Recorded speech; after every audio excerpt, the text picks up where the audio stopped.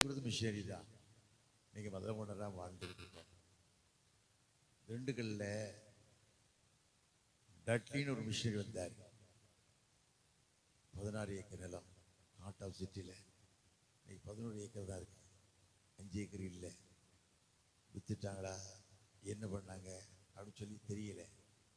ஒரு தாகமில்லாத வாழ்க்கை, பாரமில்லாத வாழ்க்கை, கடவுள் மேலே பற்று இல்லாத வாழ்க்கை மனுஷன் வாழ்ந்துக்கிட்டு இருக்கான். டட்லி மனைவி இறந்துட்டு போயிட்டாங்க. அடக்கம்னு யாருமே இல்லை. அவரே குழி தோண்டி மனைவி அடக்கம் பண்ணார். அவர் மிஷினரி வரலன்னு சொன்னால் காரணம் கடவுள் மேலே நம்பிக்கை வச்சாங்க. நம்பிக்கையாக வாழ்கிறோமா, கடவுள் சாட்சியாக வாழ்கிறோமா, மகிமுள்ள வாழ்க்கை வாழ்கிறோமா. நான் அன்றைக்கி கூட வாக்கிங் போய்கிட்டு இருந்தேன். சென்ட் பால்ஸ் மெட்ரிகுலர் ஸ்கூலில் பார்த்தேன். எனக்கு ரொம்ப சந்தோஷமாக இருந்தது. எனக்கு 40 வருஷத்துக்கு முன்னே தெரியும் அந்த ஸ்கூலை, நான் உள்ளே போனதில்லை.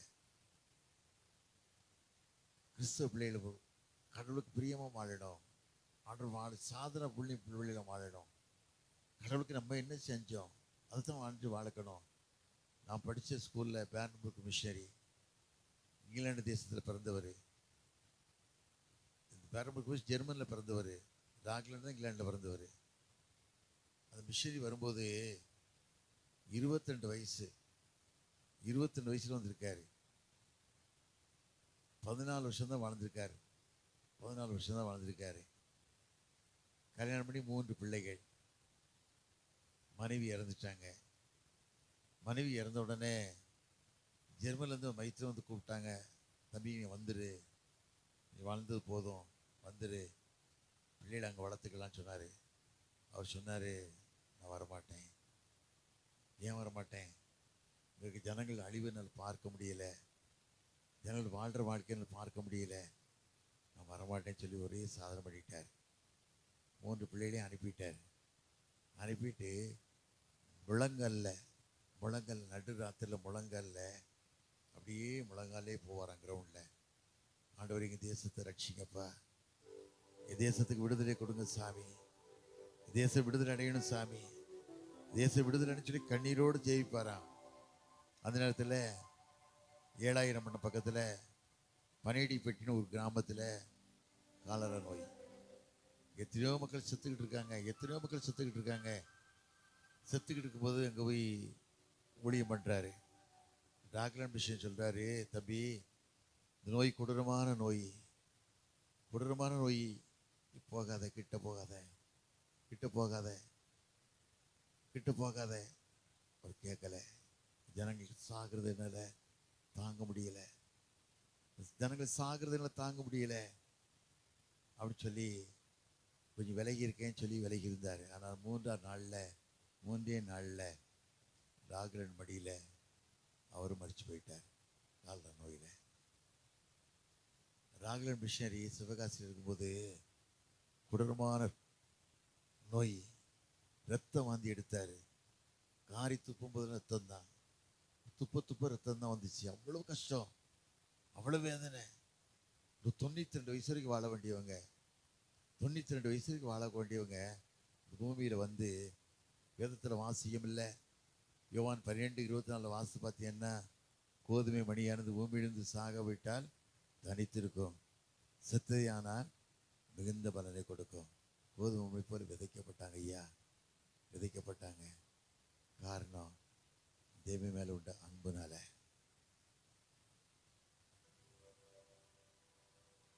மனதுருகும் தெய்வமே ஏசையா,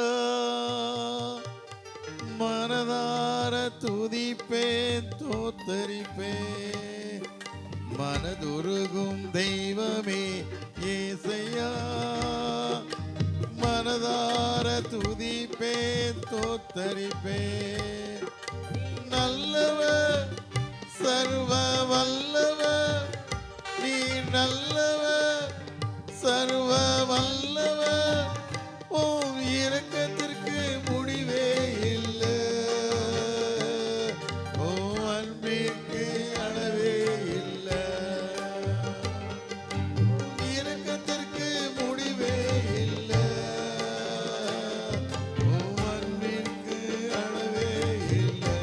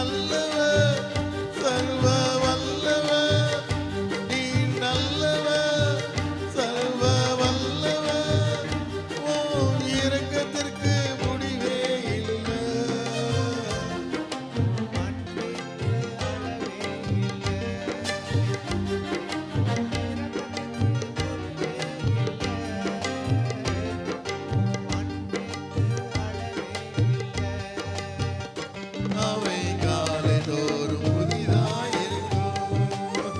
அவை காலைதோறும் புதிதாயிருக்கும். மனதொருகும் தெய்வமே ஏசையா,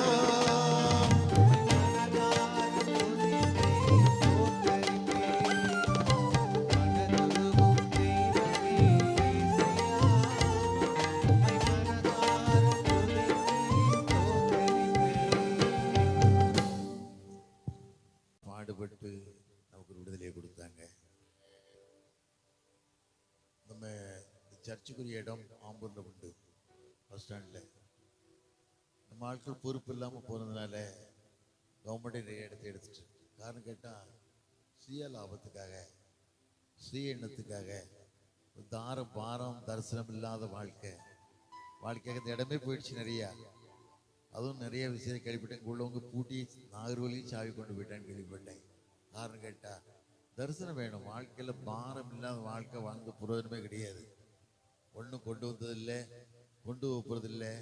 ஆனால் உனக்கா ரத்தம் செஞ்சு மறித்த ஆண்டவர் கேட்பாரு, உனக்கா ரத்தம் செஞ்சு மறிச்சனே, உனக்கு இத்தனை பாடுகளே பட்டனே, 40க்கு 39 அடிகள் அடிக்கப்பட்டு என் முதுகெல்லாம் உளப்பட்ட நிலம் போல மாறிச்சே, நீ எனக்கு என்ன செஞ்ச, என்ன செஞ்சான்னு கேட்பாரு. ஒருத்தரும் தப்பிக்க முடியாது, யாரும் தப்பிக்க முடியாது. ஒரு வாழ்க்கை அது பரிசுத்தமான வாழ்க்கையை வாழணும். வேதத்தில் வாசிக்கிறோம், 1 கொரிந்தியர் 3:17 வாசித்தோம்னா, நீங்க தேவனுடைய ஆலயமா இருக்கீங்க, தேவனுடைய ஆலயத்தை கெடுத்தா தேவனுடைய கெடுப்பார். யார் தேவனுடைய ஆலயத்தை கெடுக்கன்னு வாழ்ந்துக்கிட்டு இருக்கானோ அவன் குடும்பமே அழிஞ்சிடும். திருச்சபையை கூறு போட்டுன்னு வரணும்னு நினச்சி வாழ்கிற வாழ்க்கையெல்லாம் குடும்பமே ஆண்டவர் கூறு போட்டுருவார், துண்டு ஆகிடும். வாழ்கிற வாழ்க்கை ஒரு வாழ்க்கை பரிசுத்தமான வாழ்க்கை வாழணும். 2 ராஜாக்கள் 4:10 வாசித்து பார்த்தீங்கன்னா, சுனேமியால் சொல்லுவா தன் புருஷனை பார்த்து, இவர் பரிசுத்தமான என்று காண்ற யாரை, எலிசாவுக்காக சொல்லுவா, எப்போதும் வீட்டில் தங்கட்டும், மேலேயே போடுவோம், நாற்காலி வைப்போம், குத்துலுக்கு வைப்போம், எப்போதும் வீட்டில் தங்கட்டும் சொல்லி ஒரு சாட்சி சொல்லுவா. இன்னைக்கு அப்படிப்பட்ட வாழ்க்கை நம்ம வாழ்க்கை இருக்கா? பரிசுத்தமான வாழ்க்கை நம்மகிட்ட இருக்கா? பரிசுத்தமான வாழ்க்கை நம்மகிட்ட இருக்கா? இன்னைக்கு பரிசுத்தம் இல்லாமல் சீரழிகிறோம். ஊழியக்காரன் உண்மை இல்லை, ஊழியக்காரன் உண்மை இல்லை, பண விஷயத்தில் உண்மை இல்லை, ஒரு தாகமுள்ள வாழ்க்கை இல்லை, ஒரு பாரமுள்ள வாழ்க்கை இல்லை.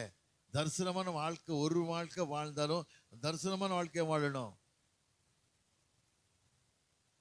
45 வருஷத்துக்கு முன்னால ஏற்காடு எக்ஸ்பிரஸ் தான் அங்கே வரும். ட்ரெயினில் வந்திருக்கேன்.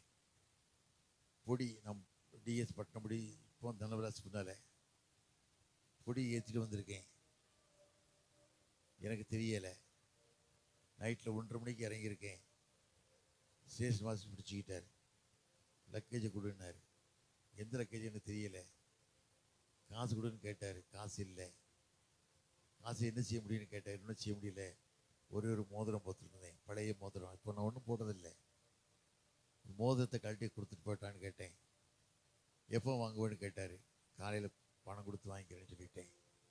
முதல் தடவை வாணியப்படிக்கு வர்றேன். அப்போ ஸ்டேஷனுக்கு ஏற்றுல முக்கில் பழைய லாட்ஜி ஒரு லாட்ஜி இருக்குது, அங்கே போய் தங்கினேன். காலையில் எழும்புனோடு சொன்னார், நிறைய போனீங்கன்னா பேங்க் ரேவ்னு ஒரு இடம் இருக்குது, ஸ்கூல் இருக்குது, ஒரு ஆற்று பாலம் இருக்குது, அங்கே போய் நீங்கள் குளிங்கன்னாரு. லாட்ஜிலையும் இடம் இல்லை.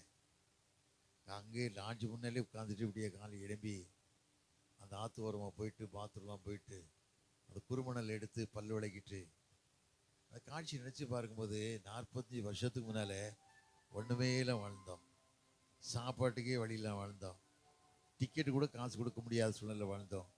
இன்றைக்கி 2 மணி நேரம் ட்ரெயினில் நம்மளால் வர முடியல. ஃப்ளைட் எங்கே இருக்குது, பக்கத்தில் இருக்குது, ஏறி போகலாமா, அப்படி தான் நினைக்க வேண்டிய சொல்லுவாங்க. ஆண்டவர் அவ்வளவு தரத்திரமாக கஷ்டமாக வாழ்ந்த எனக்கு ஆண்டவர் உயிர் கொடுத்தாருன்னு சொன்னால் ஒரு சாதாரணமான வாழ்க்கை இல்லை. அப்படி தான் உங்கள் வாழ்க்கை ஆண்டவர் ஆசிர்வதிப்பார். உங்கள் வாழ்க்கையை ஆண்டவர் ஆசிர்வதிப்பார். யாரும் ஏழை கிடையாது. யாரும் ஏழை நம்ம நினைக்கவே கூடாது. ஏழை தாய் லூக்கா 21:4 வாசித்து பார்த்தீங்கன்னா, எல்லாரும் காணிக்கப்பட்டியில் போட்டாங்க. ஒரு ஏழை தாய் தன்கிட்ட 2 காசை போட்டா. அவர்கிட்ட வேற ஒன்றுமே இல்லை. ஆண்டவர் சொன்னார், மற்ற எல்லாரும் பார்க்கலாம் இவ்வளோ அதிகமாகி போட்டானார். அதில் ஏழைன்னு யாரும் நினைக்காதீங்க. கடவுளுக்கு நம்ம ஆண்டவர் பெரியவர், உலகத்தையும் உருவாக்கினவர், அகில உலகத்தை உருவாக்கினவர்.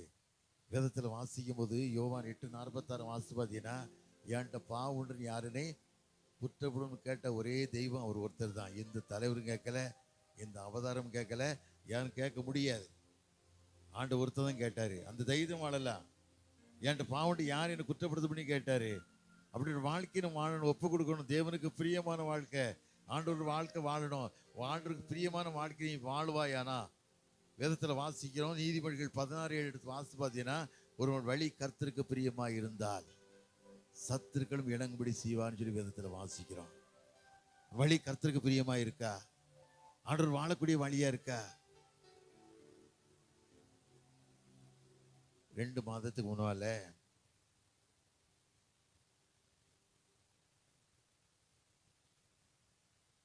திருநெல்வேலியில் சிவசரின்னு ஒரு ஊர் ஆலயத்தில் முடிச்சுட்டு அஸ்திபாரம் போடணும், கோயில் கட்ட போகிறோம், அஸ்திபாரம் போடணும். ஏன்னாங்க போட்டு வெளியே வரும்போது காரில் ஏறி கொஞ்சம் தூரம் வரல, ஒரு 10 ஸ்டெப் வந்திருப்பேன். ஒரு மனுஷன் காரை குறுக்க வந்து மறிச்சார். என்ன தம்பி, என்ன நீங்கள் வீட்டுக்கு வரணுன்னாரு. என்னென்ன, என் மனைவி மரணத்தோடு போராடிக்கிட்டு இருக்கா, 3 பிள்ளைகள், வயசு 33 வயசு, அவள் கேன்சர் 4ஆவது ஸ்டேஜ், குழந்தை கூட எடுக்க முடியல, குழந்தை அளவு துடிக்குது. இந்த காட்சியினர் பார்க்க முடியல, இந்த காட்சியினர் பார்க்க முடியல. ஏன் இந்த கஷ்டம்? எங்கள் வீட்டுக்கு வரணும்னு சொன்னார். போனோன்னா இந்த மகள் துடிச்ச துடிப்பை பார்த்துட்டு தாங்கவே முடியல. 33 வயசு, கேன்சர் 4ஆவது ஸ்டேஜ், எப்படி இருக்கும்? ரொம்ப வேதனை, ரொம்ப வேதனை. அந்த மகள் முன்னாடி இறந்துட்டா, இந்த நாள் இறந்துட்டான்னு சொல்லி மகளுக்கு தகவல், கோயம்புத்தூருக்கு தகவல் சொல்லியிருக்காங்க. பிள்ளையை அடக்கம் பண்ணுறது கூட காசு இல்லைக்கா, என்ன செய்யுதுன்னு என் மகள்கிட்ட கேட்டிருக்காங்க. என் மகள் என்கிட்ட ஃபோன் பண்ணி கேட்டா, என்னப்பா செய்யுதுன்னு கேட்டா. கொடுத்து அனுப்புமா. எவ்வளோ கொடுக்கணும்னா, எவ்வளோ கொடுத்து அனுப்புனேன், 20,000 கொடுத்து அனுப்புமான்னு சொன்னேன். நான் கேட்ட ஒரே கேள்வி, ஆண்டவரே ஏன் இந்த காரியம்? என் நோய்களை சிலுவையிலே சுமந்து தீர்த்தீரையா,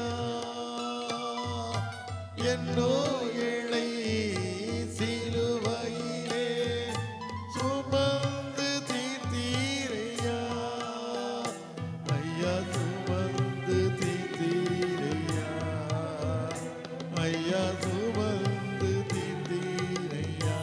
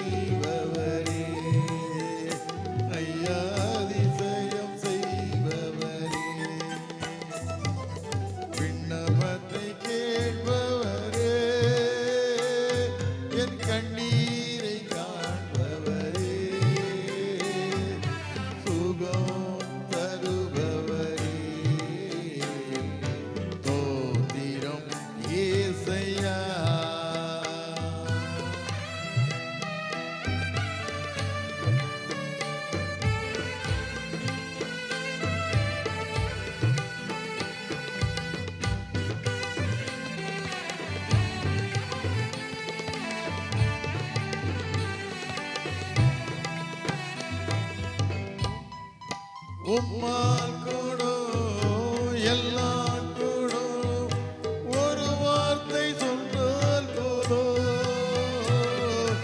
உம்மால் கூடும் எல்லாம் கூடும், ஒரு வார்த்தை சொன்னால் போதும். ஐயா ஒரு வார்த்தை சொன்னால் போதும்.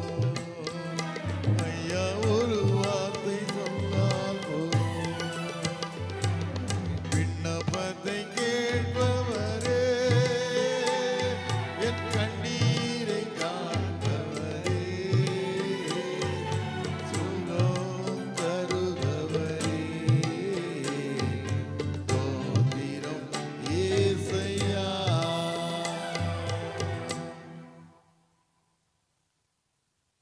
ராஜாவுக்கு கேன்சர். தாவீதுக்கு பிறகு எசேக்கியா ராஜா தான் சீர் சிறப்புமா கடவுள் பிரியமா வாழ்ந்தான். ஆனால் அவனுக்கு குழந்தை கிடையாது. ஆனால் ஆண்டவர் ஒரு வார்த்தை கொடுத்தாரு தாவீதுக்கு, அவனுக்கு ஒரு விளக்க கட்டளையிட வேண்டாம். விளக்கன்னா சந்தையில் குழந்தை எல்லாம் போகாது, விளக்க கட்டளையிடணும், அந்த வார்த்தை நிறைவேறணும். அது மாத்திரமில்ல, எசேக்கியாவுக்கு எசேயா தீர்க்கதரிசி சொல்லிட்டு போறான்.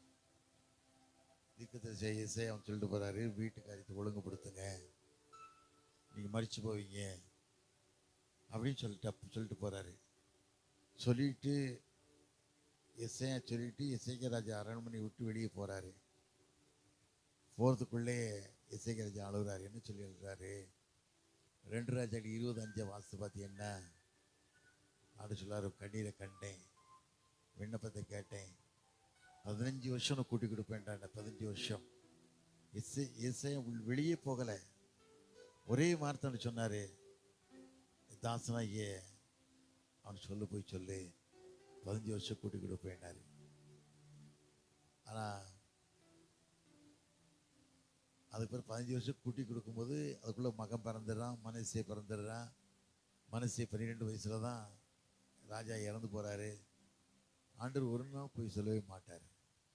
பொய் சொல்ல மனிதன் இல்லை, மனமாற மனபுத்திரம் அல்ல, சொல்லியும் செய்யாதிருப்பார். நம்ம வாழ்க்கை தான் உண்மை இல்லை. ஏன்னா எண்ணாம 22 வாசு பத்தி என்ன, பிலேயாம் ஒரு தீர்க்கதரிசி, ஒரு தீர்க்கதரிசி. ராஜா பயப்படுறான்.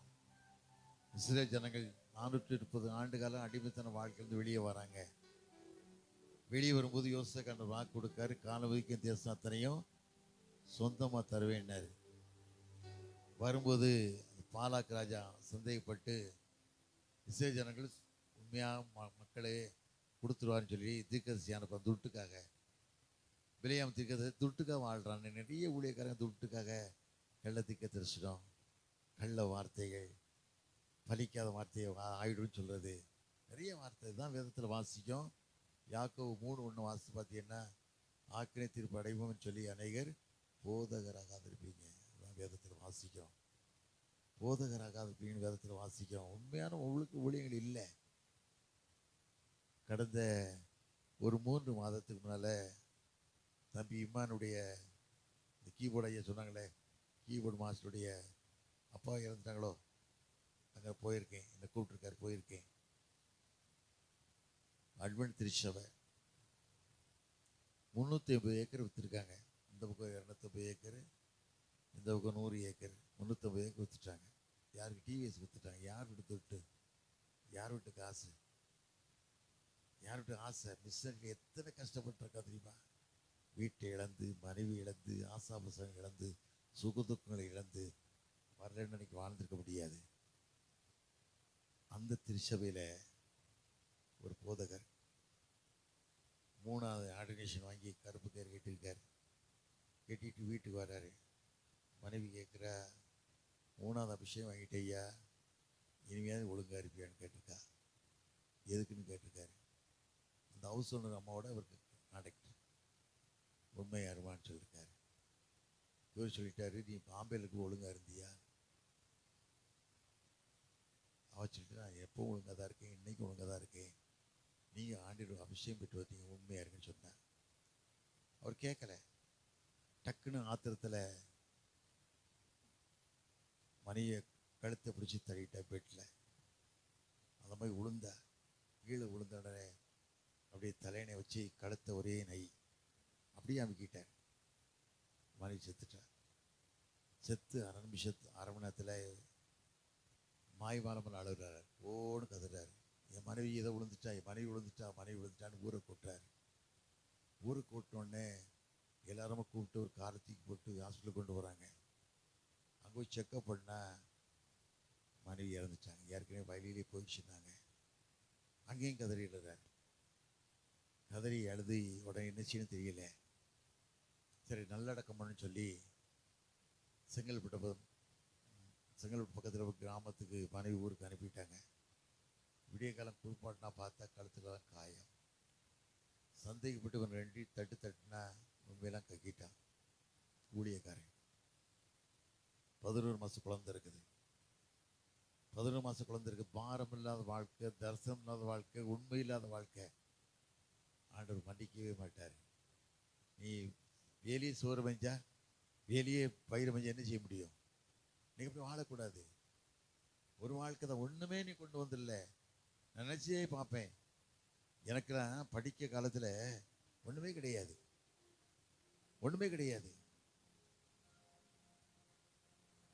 இதில் உட்காந்து என் மனைவி எங்கள் மாமாவுக்கு 5 பொண்ணுகள்.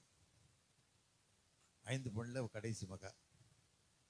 வீட்டில் நான் ஆடு மேய்ச்சிருக்கேன். எதுக்கு? பொண்ணுக்காக இல்லை. என் ஃபீஸ் கட்டணும், பள்ளிக்கூடத்துக்கு போகணும், ஜூன் மாதம் ஃபீஸ் கட்டு காசு வாங்க ஆடு மேய்ச்சிருக்கேன்.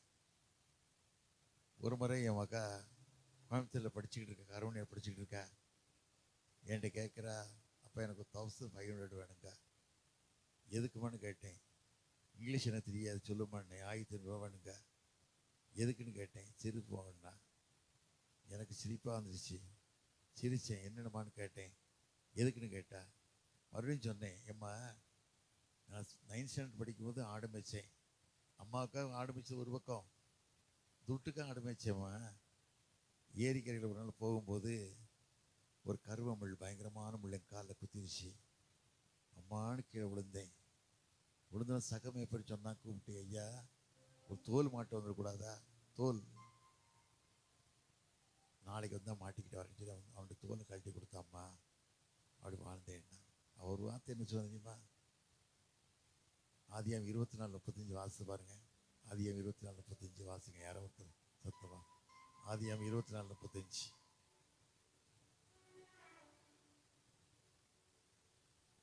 என்ன எஜமான கர்த்தனை எஜமானை மிகவும் ஆசீர்வதித்திருக்கிறார். அவர் சீமா தான் என் மகா சொன்னான். ஒரே வார்த்தை. எலியேசர் பொண்ணு பார்க்க போயிடறான். யாருக்கு? ஈசாக்கு பொண்ணு பார்க்க போகிறான். பொண்ணு பார்க்கறது லாபான் வீட்டில் இந்த கதையை சொல்கிறான். அப்படி தான் எங்கள் அப்பா என்னை வச்சுருக்காங்கப்பா, எனக்கு ஒரு குறையும் இல்லைன்னு சொன்ன வாக்கா சொன்னான். நான் நினச்சி நான் பார்ப்பேன். ஒவ்வொரு நாட்களும் ஒன்றுமே வாழ்ந்தோம். 2 கிலோமீட்டர் தூரம் நடந்து போனோம். எங்கள் ஸ்கூலுக்கு போனோம். 2.5 கிலோமீட்டர் நடந்து போனோம். யார் பையாவது வாங்கி தூக்கி போட்டு போவேன். போனால் கொஞ்ச நேரம் செருப்பு போடுறதுக்கு ஆசைப்பட்டு தருவானா. ஆசைப்பட்டு ரப்பர் செருப்பு போட்டிருப்பான். போட்டிருக்க வாட்சி 2 நிமிஷம் தருவதுக்கு தருவானா அப்படின்னு சொல்லி ஆசைப்பட்டு போடுறது உண்டு. அவ்வளோ தூரம் நடந்து இன்றைக்கி ஆண்டு பாருங்க. நான் கெட்டிருக்க வாட்சி 17 லட்சம் ரூபா. எங்கள் அண்ணன் எனக்கு பர்சண்டாக வாங்கி கொடுத்தாரு. நான் பெருமை சொல்லலை. சிறியவனை புலியிருந்து ஆண்டவர் எடுத்தார்.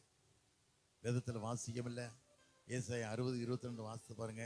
சின்னவன் 1000 சிறியவன் பலத்த ஜாதியுமாவான். கர்த்தராகிய நான் ஏற்ற காலத்திலே நடப்பிப்பேன். அவனுடைய வார்த்தை இதுதான். உண்மையான வார்த்தை இதுதான். நீ கடவுளுக்கு சாட்சியாக வாழும்போது, மகிமையை வாழும்போது, கடவுள் ஒரு நாள் உனக்கு குறைவே தர மாட்டார். சிங்கக்குட்டிகள் தாழ்ச்சி அடைந்து பட்னியாக இருக்கும். கர்த்தரை தேடுக்கோ ஒரு நன்மையும் குறைவிடாது. ராத்திரியோட எங்கள் வீட்டுக்காரிகிட்ட அந்த வழியாக போகும்போது காரில் சொல்லிட்டு போனேன். ரகுமதியான ஹோட்டல் உண்டு. 8:15 ஹோட்டல் க்ளோஸ் பண்ணிடுவான். ஒரு பாய் கம்யூனிஸ்டுக்காரரு, பிடிசி சங்க தலைவர், எனக்கு நல்ல சாப்பாடு தருவார். போவேன். சாப்பிட்டு புழுப்பேடு தேட்டர்னு ஒரு தேட்டர் அங்கே உண்டு. 8:50 படம் போடுவான், 11:50 முடிச்சிடும். அப்படியே அதுக்கு ராத்திரி பெருமையாக சொல்லிட்டு வந்தேன், இப்படி தான் இந்த ஊரில் வாழ்ந்தேன், கஷ்டம் வாழ்ந்தேன், கண்ணீரோடு வாழ்ந்தேன், எவ்வளோ வாழ்ந்தேன். ஆனால் பாருங்க, அன்னைக்கு கடல் உயர்த்த பார்க்கும்போது ஆண்டவருக்கு நிகரான தெய்வம் உலகத்தில் யாருமே இல்லை. நிறைய பேர் வாழ்க்கையில கஷ்டம், கண்ணீர். ஏன் வேதனை? ஏன் வேதனை? கடவுளோட வாழணும், கடவுள் பிரியமான வாழ்க்கை வாழணும். நிறைய பேர் வாழ்க்கையில கஷ்டங்கள், வேதனைகள் தாங்க முடியாது. ராத்திரி கூட ஒரு பையன் ஆக்சிடென்ட் ஆகிட்டான் ஊர்ல. ஒரு மகா பண்றா, தாத்தா எனக்கு எங்க அப்பா அப்படி ஆக்சிடென்ட் ஆகிட்டான், காலு கட் ஆயிட்டப்பா, உணர்ச்சி எப்படி இல்லை, 2 லட்சம் கட்டினா தான் ஆப்ரேஷன் பண்ணுவாங்களாம் தாத்தா, எனக்கு வழியே இல்லை. நான் ஒன்று யோசித்து பார்த்து சொன்னேன், உங்கள் அப்பாட்ட பல முறை சொல்லிட்டேம்மா, குடிக்காதுன்னு சொல்லிட்டேன், கேட்கல. குடிச்சு கடந்த வாரம் சென்னையில் எங்கள் போலீஸ் ஸ்டேஷன், எங்கள் ஸ்டேஷன் நம்ம ஹவுஸ் ஓனர்னா, எங்கள் ஸ்டேஷன் முன்னால் ஒரு மனுஷன் வந்தான். திடீர்னு ஒரு பக்கெட்டில் எண்ணெய் கொண்டு வந்தான், டீசலே பெட்ரோலை கொண்டு வந்தான், தலையில் ஊற்றி ஸ்டேஷனை தீ வச்சுட்டான். அவன் எரிஞ்சு போயிட்டான். குடி தான் காரணம்.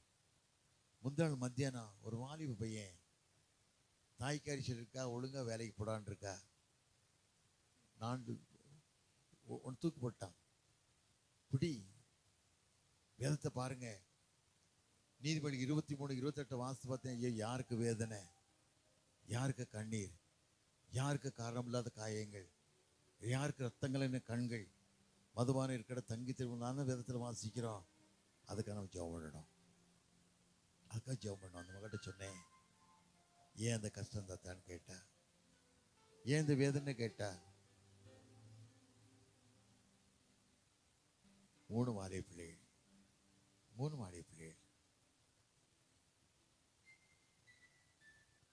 சோர்ந்து போகாதே மனமே, சோர்ந்து போகாதே, சோர்ந்து போகாதே மனமே, சோர்ந்து போகாதே. கண்டோனை அழைத்த தேவன் கைவிடுவாரோ,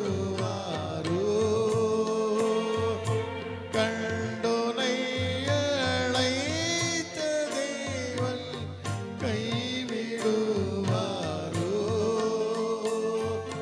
சோர்ந்து போகாதே மனமே, சோர்ந்து போகாதே.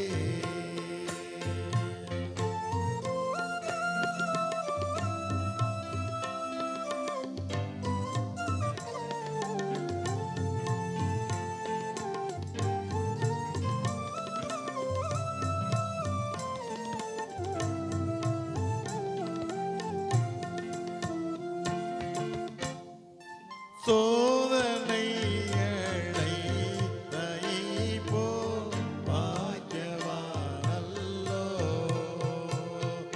சோதனைகளை போல் பாக்கியவானல்லோ. கிரீடம் சூடு நேரம்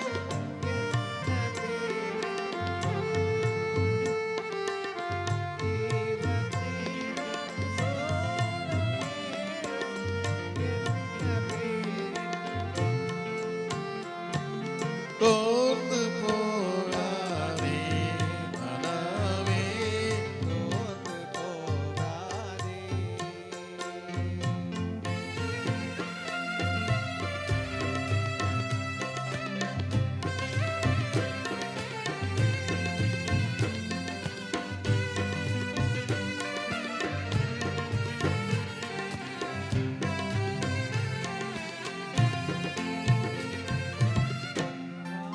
துன்பங்கள் தொல்லைகள் உன்னை சூழ்ந்து கொள்ளாதோ, துன்பங்கள் தொல்லைகள் உன்னை சூழ்ந்து கொள்ளாதோ. தாழ்வர் உன்னை தேடி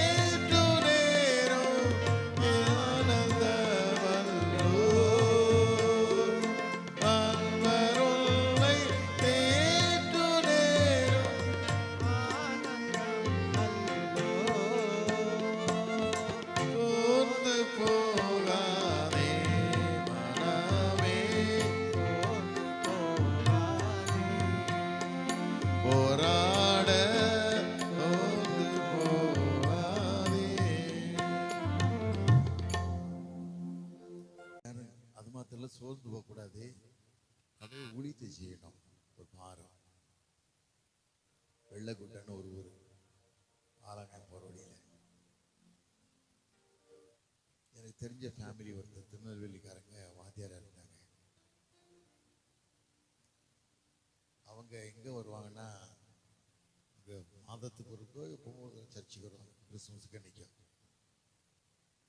அவட்ட கேட்டேன், எங்க நீங்கள் ஆராதிக்க மாட்டீங்களா கேட்டேன். ஆராதிக்க மாட்டோன்னாங்க. நான் கூட சொன்னேன், உங்கள் வீட்டில் செவக்கூட்டம் மாதிரி ஒரு ப்ரேயர் மாதிரிச்சு டியூஷன் மாதிரி பிள்ளைகளை கூப்பிட்டுட்டு அந்த வார்த்தையை சொல்லலாம், கடவுள் சாட்சியாக இருக்கலாமேன்னு சொன்னேன். அவங்க அதை எடுத்துக்கல. அவங்க நோக்கமே மியூச்சுவல் டிரான்ஸ்ஃபரில் திருநெல்வேலிக்கு வரணும், இங்கே இருக்கக்கூடாது. ஒரு பாரம் தரிசனம் இல்லை சொல்லிட்டு கடந்து வந்துட்டு நான் அடுத்த வாரம் சொன்னேன், ஆண்டவர் கொடுத்த பொறுப்பு உனக்கு, பொறுப்பு நீ அது செயல்படுத்தலை அப்படின்னு சொன்னா கடவுளை கணக்கு கொடுக்கணும்னு சொன்னேன். கேட்கல. கடைசியில் ஆண்டவர் எப்படி கொடுத்தாரு பனிஷ்மெண்ட் தெரியுமா? இந்த வீட்டுக்காருக்கு கழுத்துக்களை செயல்படலை, செயல்படாம கஷ்டப்பட்டு கவர்மெண்ட்டே டிரான்ஸ்ஃபர் பண்ணி அனுப்பிட்டாங்க. அவட கேட்பார் இல்லை, கொடுத்த ஊழியத்தை நிறைவேற்றணும் இல்லை, மாற வேணும் இல்லை, வலதைக்கும் இடதைக்கும் வித்தியாசம் தெரியாத 120,000 பேருக்கு அந்த மனஸ்தாபனம் ஆண்டவர் நினைவுப்பட கண்ணீர் விட்டு அழுதார்ல. இந்திய தேசத்துல வலதைக்கும் இடதைக்கும் வித்தியாசம் தெரியாத 148 கோடி ஜனங்கள் வாழ்ந்துக்கிட்டு இருக்காங்க. தெய்வம்னா யாருன்னு தெரியாது, கடவுள்னா யாரு தெரியாம வாழ்ந்துக்கிட்டு இருக்காங்கல்ல. ஆண்டவர் அன்பை பற்றியும் சொல்லணும் இல்லை, கொடுத்த வாய்ப்பை பயன்படுத்தணும் இல்லை. புத்தி கட்ட தீர்க்கதரிசி யோனாவுக்காண்டு சொன்னார்ல, புத்தியை கொடுத்தார்ல. புத்தி கொடுத்து தமஸ்குக்கு போனா நினைவைக்கு போயிட்டான். நினைவைக்கு பாண்ட விடல இல்லை, மீனை கொடுத்து மீன் வயிற்றில் ஆண்டு விழுங்கினார்ல. மீனுடைய வெயிட் எவ்வளவு தெரியுமா? 131 டன்னு மீனுடைய வெயிட்டு. 1,30,000 கிலோ மீனுடைய வெயிட்டு. அவ்வளோ பெரிய மீன் 20 கிலோமீட்டருக்கு அப்புறம் தான் கடலில் வாழ முடியும். 20 கிலோமீட்டருக்காக தான் கடலில் வாழ முடியும். இப்படிப்பட்ட மீன் 3 நாள் வயிற்றில் இருந்து 20 கிலோமீட்டர் அப்படியே கொண்டு கடலில் கொண்டு கரையில் கொண்டு கரெக்டாக ஆண்டு கொடுத்து பொறுப்பு நிறைவேற்றி போச்சு. மீன் வச்சது இல்லை. உனக்கு அந்த பொறுப்பு இருக்கா? உனக்கு தாகம் இருக்கா? வாழ்க்கை இருக்கா? ஒரு முறை தம்பி அதில் உட்காந்து ராஜேந்திரன் சொல்லி ஒரு 3வது பையன் காணலை. ரொம்ப நாளை தேடுறாங்க, காணலை. நான் சொன்னேன் ஒரு வார்த்தை ஆண்டு கொண்டு வருவான்னு சொன்னேன். எப்படி கொண்டு வரேன்னு சொன்னேன்? லூக்கா 19:10 வாசிக்கும் போது, இழந்து போனதை தேடவும் ரட்சிகை மனுஷன் உலகத்தை வந்தார் செய்வாருன்னு. ஒரு நாள் நான் இங்கே திருப்பத்தூரில் இங்கே வாணியம்பள்ளி இருக்கும்போது பிரதர் மோகன் சி என்கிட்ட ஃபோன் பண்ணி, பிரதர் எங்கே இருக்கீங்கன்னு கேட்டாங்க.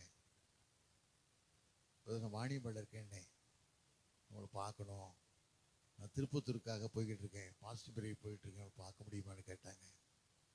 சரி பிரதர் பார்ப்போம்னு சொல்லிட்டேன். அவங்க சொன்னாங்க ட்ரெயினில் வந்துக்கிட்டு இருக்கேன் அப்படின்னு சொன்னாங்க. நானும் ஆம்பூர்லேருந்து கோயம்புத்தூருக்கு போகணும் பிரதர், நான் ஆம்பூரில் பார்க்கன்னு சொன்னேன். கடைசி எங்கள் ட்ரெயின் அவங்ககிட்ட ஒரே டைமுக்கு வந்து ரெண்டு பார்க்க முடியல. அவங்களும் இறங்கிட்டா, நானும் இறங்கிட்டேன். உடனே ஆம்பூர் வந்து என் கூட வந்தாங்க. 3 மணி நேரம் வேறு வழியில் என் கூட தான் இருக்க விட சொல்லுவோம். அவங்க தான் எனக்கு ட்ரெயின் ஏற்றிட்டு போனாங்க. அப்புறம் அவர் வீட்டுக்கு கூட்டு போனேன், தம்பி வீட்டுக்கு கூட்டு போனேன். 3 மணி நேரம் இருந்தாங்க.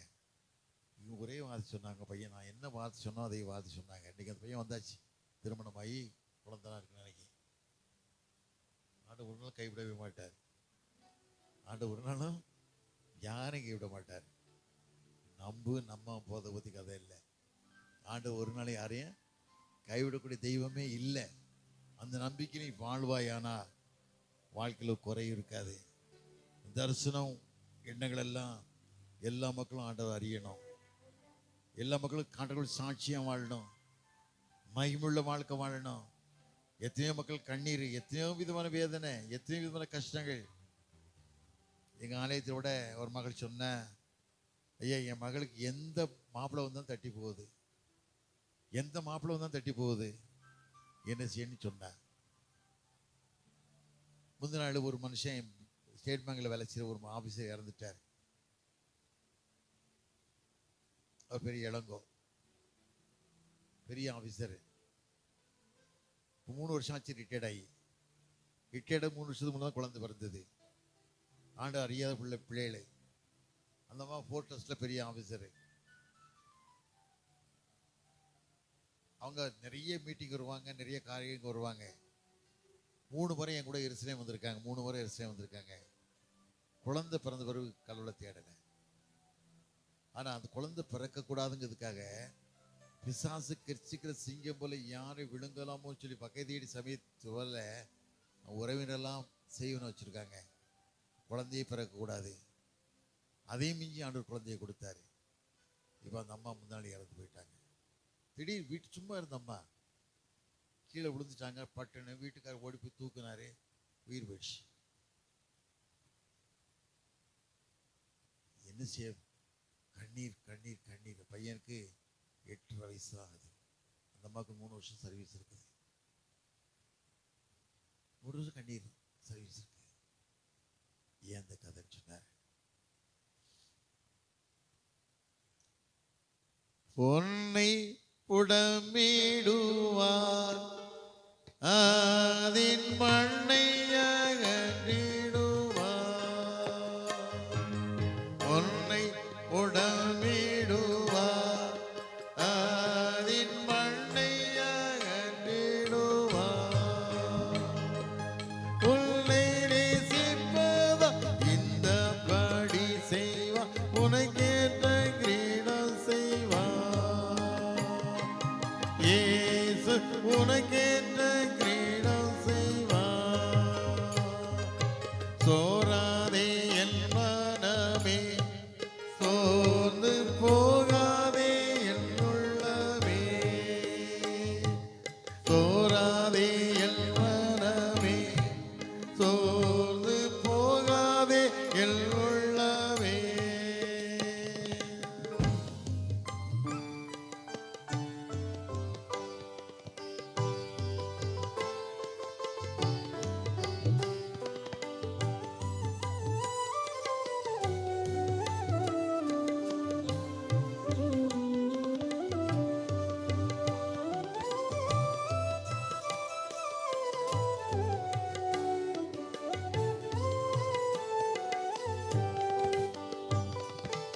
ஆண்டவர் பிள்ளைகளுக்கு, ஆண்டவர் பிள்ளைகளுக்கு நெருங்கிடும் நெருங்கிடும் உத்ரவமே.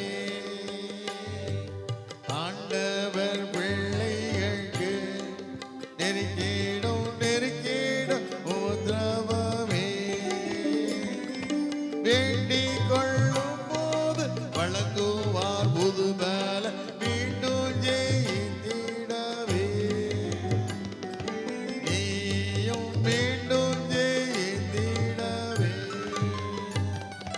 சோராதே என் மனமே, சோர்ந்து போகாதே என் உள்ளமே. மாறாத கர்த்தர் பக்கம் இருக்கிறார், மாறாதவர் போலேதான். உன்னை மாறாதவர் போலேதான். சோராதே என் மனமே, சோர்ந்து போகாதே என் உள்ளமே. அதனால எந்த காரியத்தையும் சோர்ந்து போகாதீங்க. எனக்கு 3 பெட்ரோல், எனக்கு 3 ஸ்கூல் இருக்குது. டேனியல் மெட்ரிகுலேஷன் ஹையர் ஸ்கூலில் ஒரு ஸ்கூலில் 3500 பிள்ளைகள் படிக்காங்க. 4 பெட்ரோல் பங்கு வச்சுருக்கேன். ஈசோ சோப்பு, டிஎஸ் பெருங்காயம், டிஎஸ் மசாலா, அப்படி இவ்வளோ கொடுத்து வைத்திருக்காரு. அதுக்கு ஜெபம் பண்ணிடுங்க. கடவுள் தான் முதலிடம், ஆண்டத்தான் முதலிடம். வேதத்தில் வாசிக்கம் இல்லை. சங்கீதம் 16:8 எடுத்து வாசிக்கும் போது, கர்த்தரை எனக்கு முன்பாக நான் வைத்திருக்கிறேன், அவர் என் வலது வாசி இருக்கிறபடியா நான் அசைக்க விட முடியலை. அவருடைய கிருபையானது தந்து வர ஒரு சாட்சியாக வாழுங்க, மகிமையாக வாழுங்க. பிள்ளைக்கு சோமனு வருத்தப்படாதீங்க. கரங்களை பிள்ளை மேலே வைங்க. இயேசுவின் ரத்தம் சுகமாக தரணும்னு சொல்லுங்க. புருஷனுக்கு உடம்பு சரியா கருத்தை மேலே வைங்க. நிறைய பெண்கள் வாழ்க்கையில் யூட்ரஸ் தகராறு, பிரஸ்ட் தகராறு, எத்தனையோ தான் கேன்சர். எதுக்கும் கவலைப்படாதீங்க. கர்த்தர் கூட இருக்கார். ஒரு நாள் உங்களை கைவிட மாட்டார்.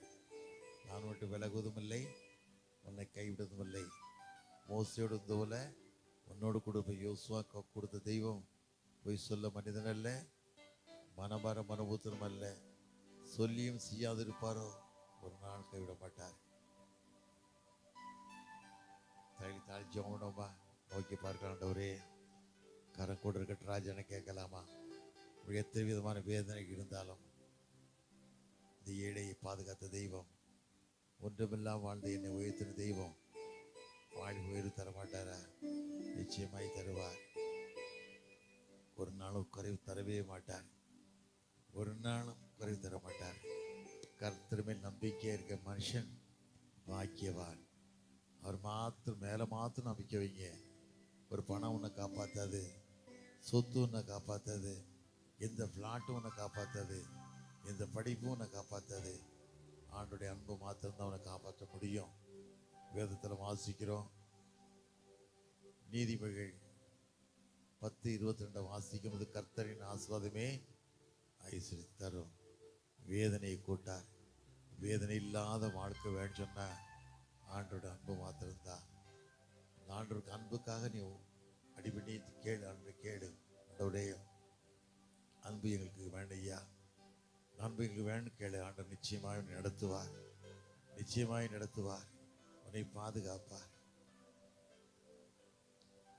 கண்டுன்னை அழைத்தவர் கரமதை பா, அவர் கைவிடாதிருப்போ. கண்டுன்னை அழைத்த கரமதை பா, அவர் கைவிடாதிருப்போ.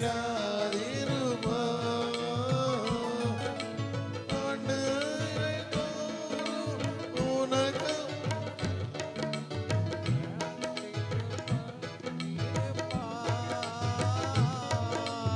ஆண்டுகள்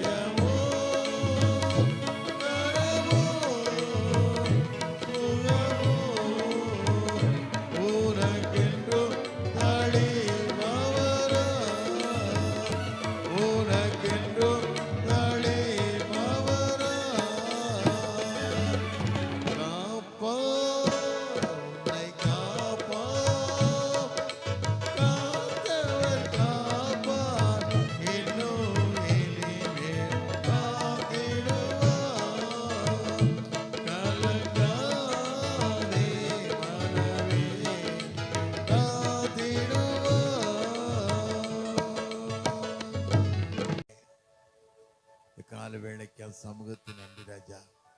ஒன்றில்லாமல் தரித்திரம் வாழ்ந்த என்னை உயர்த்தின தெய்வம் இந்த பிள்ளைகள் வாழ்வு உயர்த்தப்பட கிருபை தாங்க. மீதியான காரியங்களை பொறுப்படுத்திக் கொள்ளுங்க. சரீர பலவீனங்கள் எது இருந்தாலும் எடுத்து போடுங்க. கிருபை சொல்ந்து கொள்ளட்டும்.